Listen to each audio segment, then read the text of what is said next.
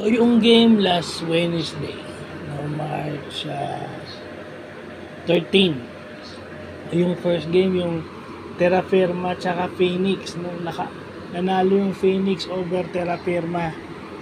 Dahil sa yung mga turnover ng Phoenix ng fourth quarter na naaagaw ni JB Mocon, yun yung impact no. Yun yung impact ni JB Mocon, yung 3 steals, and then meron siyang 8 points, tapos yung mga pasa pa niya. Kasi wala si Tyler Teo, di ba? Wala silang masyadong shooter. Masyado kasi si RR Garcia, shooter din. At saka si JB Mocon, baka nakakalimutan mo, it's a forward that shoot threes. No, tumitira ng tas itong si JB Mocon at saka itong si Kenneth Tapin. As siyempre, pag nandiyan si Tio talaga yung kilala yung titira.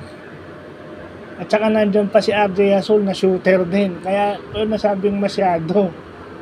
Kasi nawala yung pinakakilalang shooter sa kanila. Na bata pa compare mo kay RJ Azul at saka kay RR Garcia. Well, yun lang, turnover lang at saka yung maraming defensive lapses, may defensive lapses yung Terra Firma kaya sila natalo, pero dikit yun dikit na laban yun, lamang pa yung Terra Firma nung una, sa dulo lang lumamang yung Phoenix. So yun yung lesson doon, na dapat consistent yung laro mo from start to finish para manalo ka. So, yun lang po.